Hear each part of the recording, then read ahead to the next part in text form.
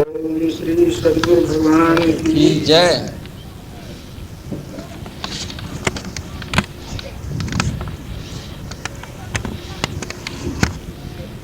थोड़ा बहुत मानस आनस में पाठ किया करते थे कभी काल, वो भी भूल गए।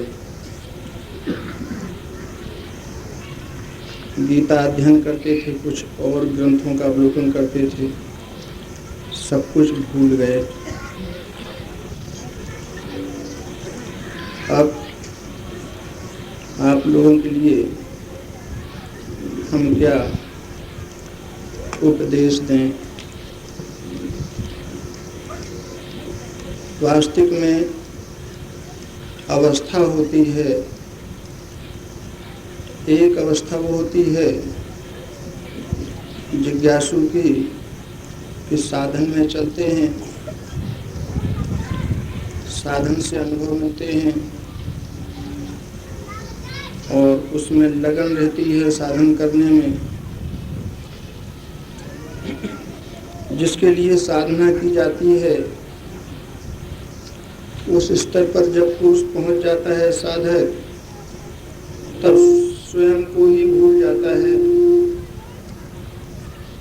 कहा सुना जाए तो क्या, देखा जाए तो क्या, बोला जाए तो क्या, क्योंकि जो हमारा शाश्वत सनातन है आत्मा या हमारा ईश्वर, जिसके लिए अभी स्वामी जी ने सुनाया ही होगा आपको और यहाँ तक बतलाया है कि ऐसा कोई हृदय नहीं है जिसमें वो विराजमान न हो।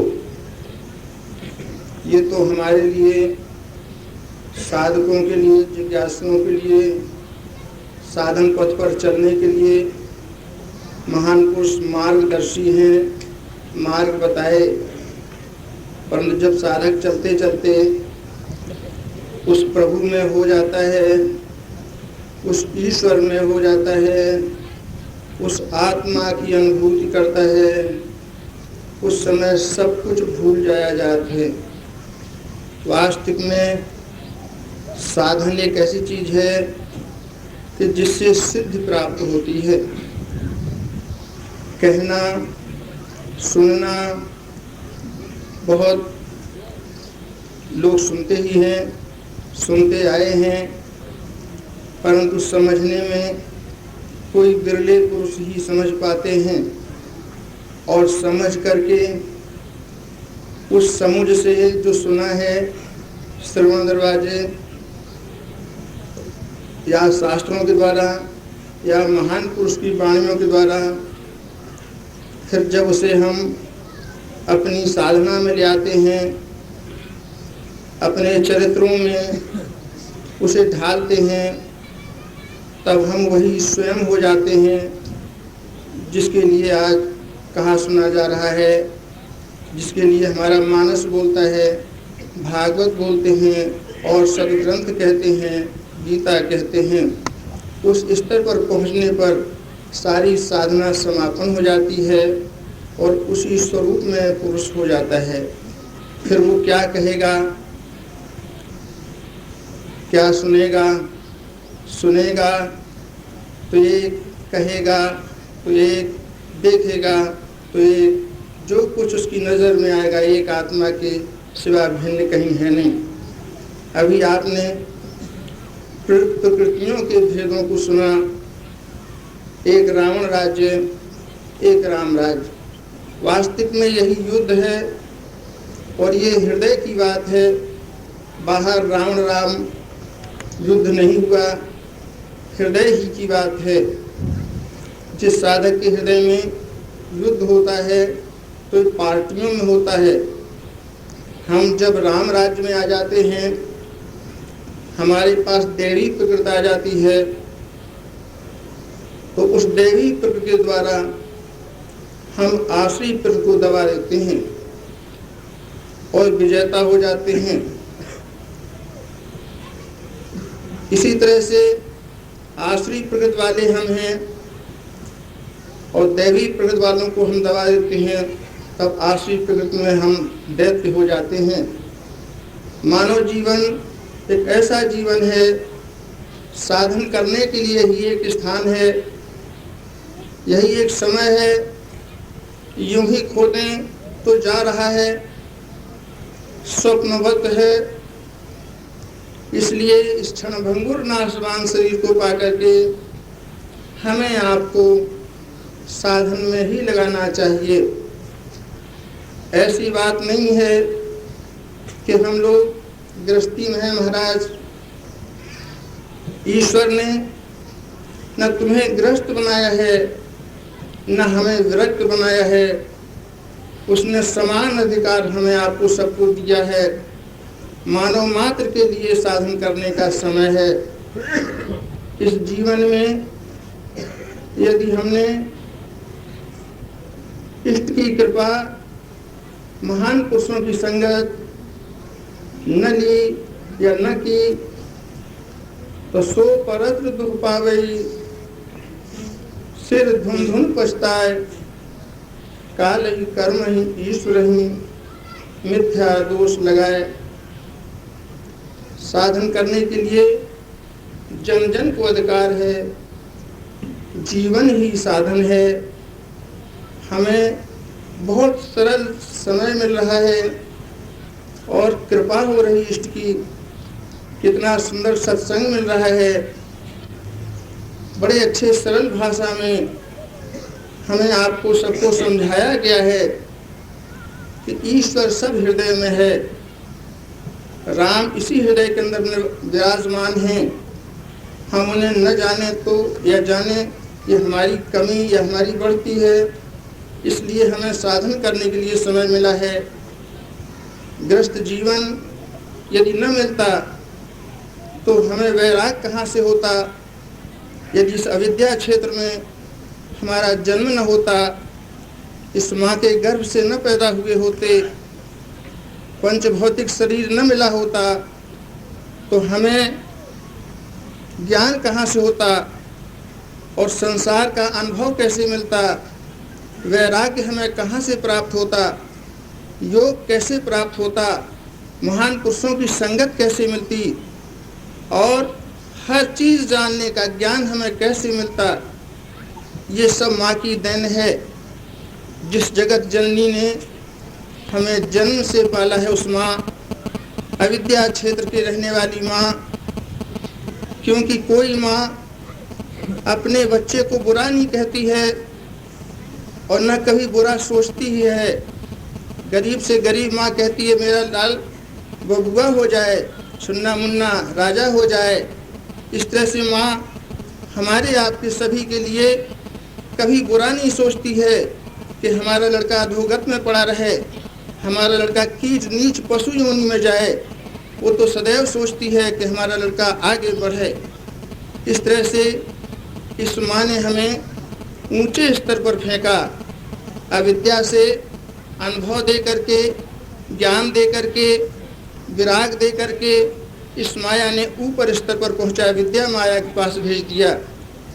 विद्या माया ने अपने पास रखा और रह करके सारी विद्याओं का ज्ञान ध्यान विराग सब कुछ दे करके उसने अनुभव दिया, बेटा अपने स्वरूप में हो जाओ, अजर हो जाओ, अमर हो जाओ और गुण निज सुत हो और करें सदा रघुनायक छोहू।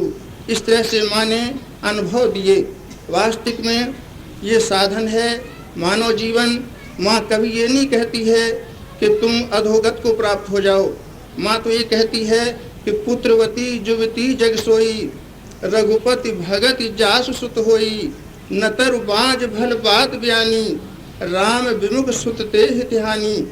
माता सदैव ही अब भगवान तुलसीदास जी कहते हैं कि भाई वही पुत्रवती है कि जो जिसका लड़का भगवान का भक्त हो जाए।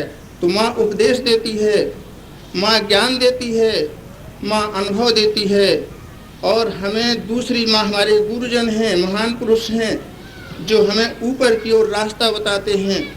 अब हमारा भाग्य बहुत ऊंचा है, अब इस साधन में हम लग जाएं, हमारा यही सुकृत हो, यही हमारी क्रियाएं हों, यही हमारी धारणा विचार हों। तो जिस साधन में हम लग जाते हैं वही साधन से हमें सिद्धि प्राप्त हो जाती है, क्योंकि मानव के ऊपर कोई दूसरा मानव नहीं है। साधन करने का यही एक धाम है और यही एक समय है। हमें आपको बहुत बड़ा अधिकार मिला है। जैसे राजा को पूरे राज्य का अधिकार मिलता है, वो जो चाहे सो कर सकता है, इसी तरह से हमें पूर्ण अधिकार मिला है अपने जीवन के शुद्ध बनाने के लिए, अपने मन को निर्मल बनाने के लिए, अपने मन के विकारों को दूर करने के लिए, अपने मन को स्वच्छ बना लेने के लिए। ये साधन का धाम है। गृहस्थी जीवन हो या विरक्त, सभी के लिए भगवान राम ने सभा बुला करके कहा था कि भाई सभी लोगों के लिए ये तन कर फल विषय न भाई, स्वर्गौ स्वल्प अंत दुखदाई, नरतन पाए विषय मन देही, पलट सुधाते सठ बिसलेही, ताह कबहु भल कहई न कोई, गुंजा गहाई परस मन खोई। देखिए कितना उपदेश। आकर 4,84,000 जौन भ्रमत यह जीव अविनाशी, फिरत सदा माया कर प्रेरा, काल करम स्वभाव गुण घेरा, कबहू की करि करुणा नर देही, देत ईस बिनु हेतु स्नेही, नरतन भव वारिद कहूँ बेरो, सन्मुख मरुत अनुग्रह मेरो, करणधार सद गुरु दृढ़नावा, दुर्लभ साज सुलभ कर पावा, जो भव सागर नहीं तरिय, नर समाज अस पाए, सो कृत निंदक मंदमती, आत्मा हन गत जाए। ऐसा नहीं है कि साधुओं के लिए ही या ब्राह्मणों के लिए साधन करने के लिए या ब्रह्मचारियों के लिए ही मार्गदर्शी प्रभु हुए हैं। उन्होंने सभी के लिए सामूहिक उपदेश किया है कि भाई सभी लोगों का कर्तव्य है कि अपने मानव जीवन से अपना सुधार करें। नर तन जो है भव बारिद कहूँ बेरो और सन्मुख मरुत अनुग्रह मेरो, ये भव सागर से पार होने के लिए नौका है। और मानुष तन इतना सुंदर है कि ये स्वर्ग नरक अपवर्ग नसैनी, ज्ञान विराग भगत शुभ देनी, नर तन सम नहीं कौन देही, जीव चराचर जाचत तेही। इस मनुष्य शरीर के समान और कोई शरीर नहीं है। इस मानुष शरीर के लिए याचना लोग करते हैं और ये शरीर सीढ़ी है स्वर्ग के लिए, नरक के लिए, वैकुंठ के लिए, ज्ञान के लिए, विराग के लिए और भक्ति के लिए।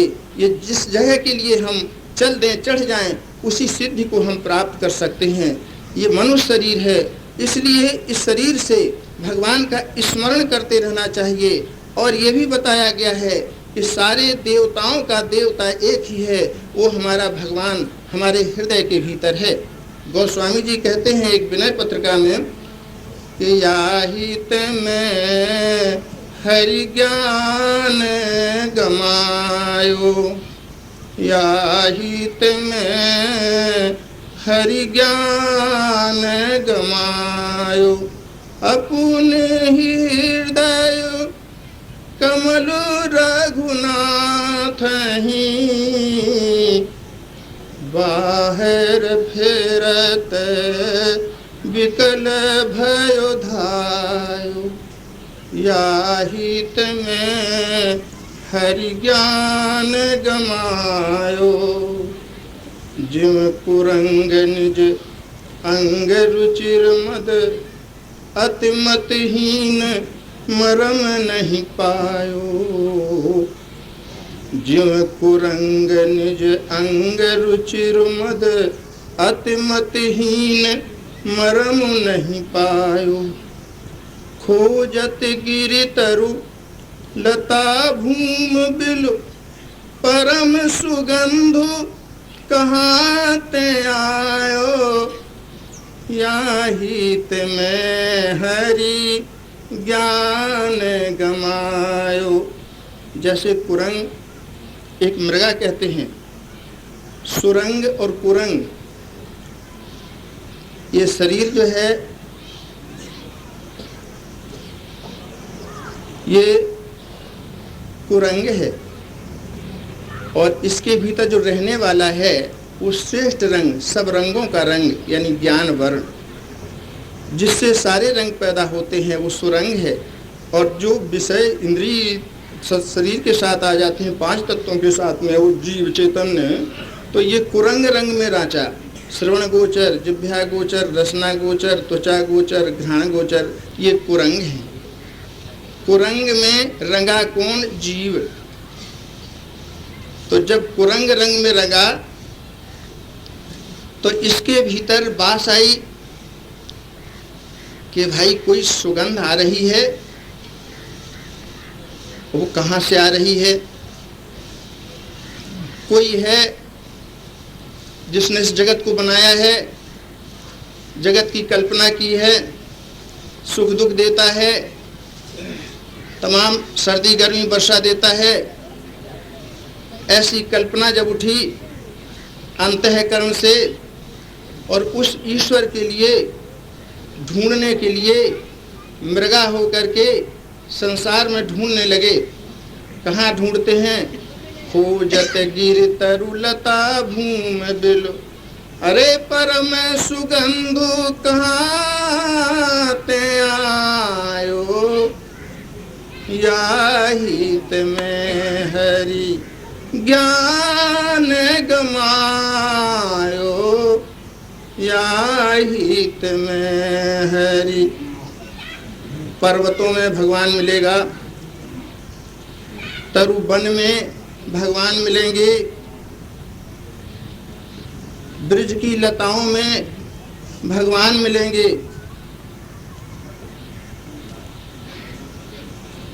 पृथ्वी पर विचरण करने से कहीं न कहीं भगवान जरूर मिलेंगे। वृंदावन में मिले, अयोध्या में मिले, काशी में मिले। जब नहीं मिलते, चलो कोई कंदरा गुफा के भीतर बैठे, वहां भगवान मिलेंगे, परंतु मिलता नहीं है कहीं। वो तो बास भीतर से ही उठी, जिस ठौर से वो कल्पना भगवान की उठी वो ठौर नहीं पहचाना, और बहिर्मुख होकर के कुरंग रंग में रंगे हम लोग और ढूंढने लगे बाहर।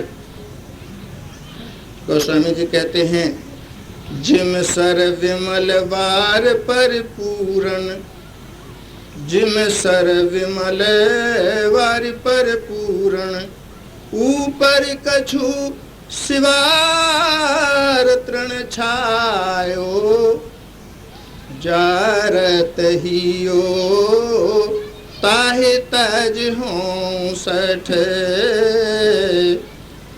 जारत हियो ताहे तज हों सठ, यही विधि चाहत तृषा बुझायो, याहित में हरि ज्ञान गमायो, याहित में हरि। दूसरी उपमा देते हैं कि जैसे सरोवर है, तालाब है, गंभीर जल, निर्मल जल भरा हुआ है लबालब, ऊपर से सिवार तृण काई इत्यादि से आच्छादित है जल।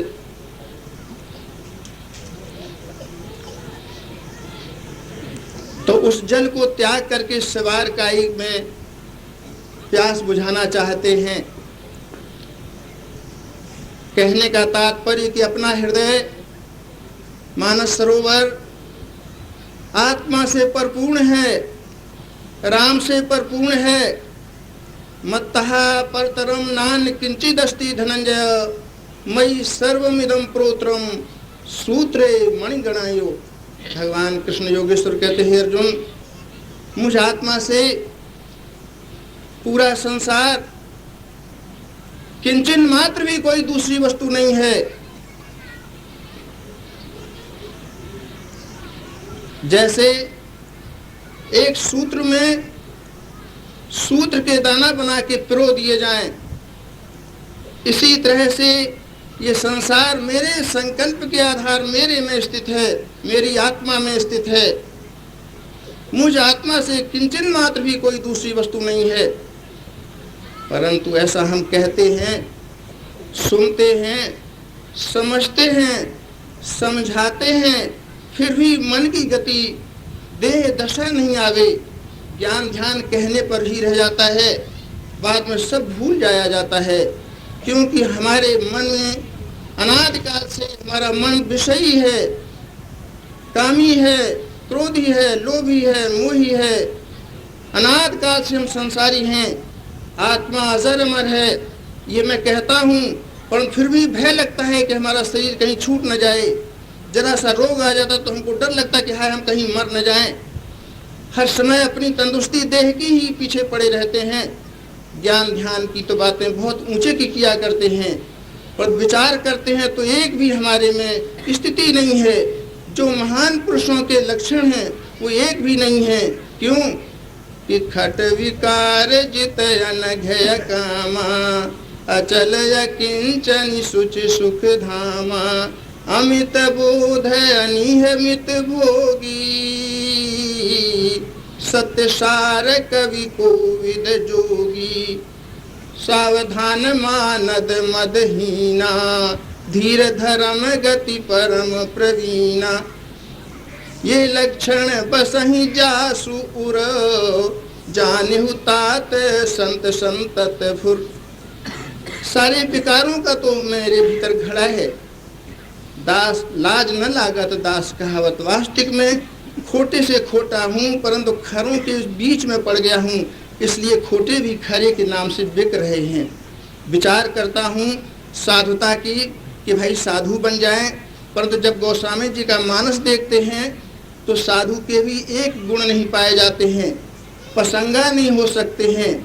क्योंकि साधु चरित शुभ चरित कपासु, निरस विशद गुणमय फल जासु, जो सह दुख पर छिद्र दुरावा, बंदनीय जहि जग जसु पावा। साधु के चरित्र कपास के तुलना साधु की दी गई है, परंतु आज हम लोग अनंत भेष में घूम रहे हैं। वास्तविक में भेष ही हम लोगों के पल्ले पड़ गया है और इसी से रोटी हमारी जीविका चलती है, महान पुरुष कहते हैं, परंतु साधना हमारे पास एक भी नहीं है। जो कपास की स्थिति वो हमारे में स्थिति हो जाती तो हम समझ लेते कि हम साधु हैं। क्योंकि कपास क्या करता है कि कपास पहले ऊँटा जाता है और उससे जब बिनौला निकल जाते, रुई निकलती है, तब वो क्या दुख सहता है। उस रुई को धुनकी के द्वारा एक एक रोमा धुन दिया जाता है उसके। हमें तो कोई एक गाली दे दे तो हम कभी उसके दरवाजे नहीं जाते हैं। इतना बड़ा हमारे भीतर गर्व और अभिमान रहता है साधुता का। जरा सा अपमान हो जाए फिर उसकी निंदा करेंगे, उसके पास श्राप दे देंगे और उसके दरवाजे कभी नहीं जा सकते हैं। परंतु कितनी कठोरता है कपास में कि एक एक रोमा रोमा उड़ा दिया जाता है और कपास आह नहीं करता है। जब रुई बन जाती है तब उसकी पौनी बनाई जाती है और फिर तागा बनाया जाता, काटा जाता है और काट करके फिर जब बिनता है करघा में जा करके तब बड़ी ठोकर सहता है। जब बिन के तैयार हो जाता है तब फिर लोग खरीदते हैं अपनी इज्जत सहने बचाने के लिए। क्यों कि जो सह दुख पर छिद्र दुरावा, बंदनीय जहि जग जसु पावा। जो सह दुख पर छिद्र दुरावा, बंदनीय जहि जग जसु पावा। कपास क्या करता है कि दूसरे की मर्यादा रखता है। सर्दी में सर्दी से बचाता है, गर्मी में धूप से बचाता है, बरसात में बचाता है। यदि वस्त्र न होते तो आज पशुवत जीवन 84 योनि में मानव योनि की गणना होती। परंतु कितनी मुसीबत सहता है कपास कि जब वस्त्र बन जाता है तब लोग खरीदते हैं, खरीद करके ले जाते हैं, फिर दर्जी को देते हैं। तब दर्जी क्या करता है कि कैंची चलाता है, टुकड़े टुकड़े कर देता है काट के, और फिर भी संतोष नहीं होता है। फिर वो क्या करता है कि मशीन पर रखता है और फिर मशीन पर रख के दरे दरे पर मशीन के द्वारा छेद आ जाता है। कितनी मुसीबत सह लेता है। तो साधु चरित शुभ चरित कपासु, निरस विशद गुणमय फल जासु। तो जो सह दुख पर छिद्र दुरावा, बंदनीय जहि जग जसु पावा। तो भाई साधुता भी नहीं है हम लोगों को, तो केवल भेष ही है। हम लोग उस कलयुगी साधुओं में हैं कि देखत चारु मयूर बयन शुभ बोल सुधाई बसाने, सभी से उरग आहार निठुर यस यह करनी वह बानी।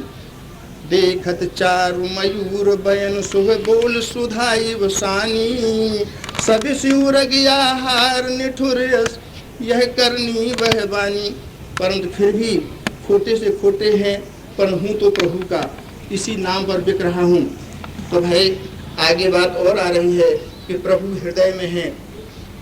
इसी के पीछे अभी बताया गया है शाश्वत सनातन हमारा ईश्वर है, उसी को आत्मा कहते हैं। परंतु केवल नाम ही लेने से हम शाश्वत सनातन को नहीं पा सकेंगे, न उसके सुनने से, न उसके ऊपर विचार करने से। जब तक कि हम उसको अपने आचरणों में न ढालेंगे, जिसका हम नाम लेते हैं वो नामी किस ठोर पर है, उसका क्या पता है, उसके लिए हम पथिक बने और अपनी यात्रा मंजिल चलें और पथ चलते चलते अनुभव होते जाएं कि धीरे धीरे उसके नाम पर, उसके पते पर, उसके ठाव पर पहुंच जाएं। यदि ऐसा नहीं करते हैं तो हमारी गणना उन्हीं में होगी। कौन सी? कि वाक्य ज्ञान अति निपुण, वाक्य ज्ञान अति निपुण, भव पार न पावे कोई, निशिग्रह मध्य दीप की बातन तम निवृत्त नहीं होई। यदि वाक्य ज्ञान में संसार में इतना बड़ा हो कि कोई उससे पार न पावे, बहुत बड़ा विद्वान हो, परंतु वो कैसा है, उसकी व्याख्या कैसी है कि जैसे अंधेरे घर में दीपक की व्याख्या रात भर करने से क्या अंधकार दूर होगा? नहीं, कदाप नहीं।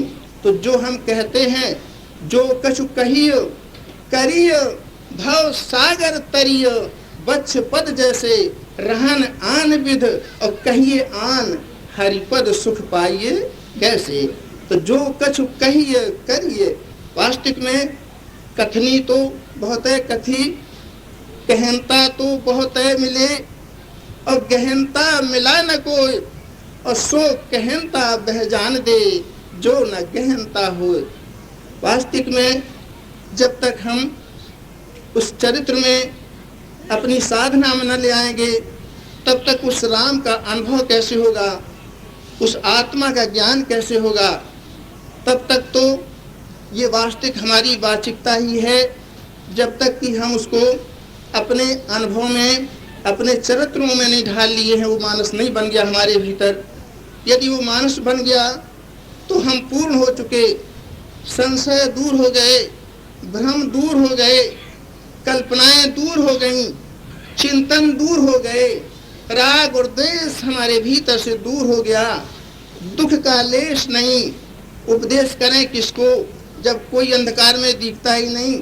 जैसे सूर्य की दृष्टि में शाम सवेरा तीनों काल में नहीं आता है, ऐसी विवेकी पुरुष की दृष्टि में अंधकार नहीं आता है, अज्ञान नहीं आता है। क्योंकि जानत तुम ही है जाई, जही जाना तेह दे जनाई।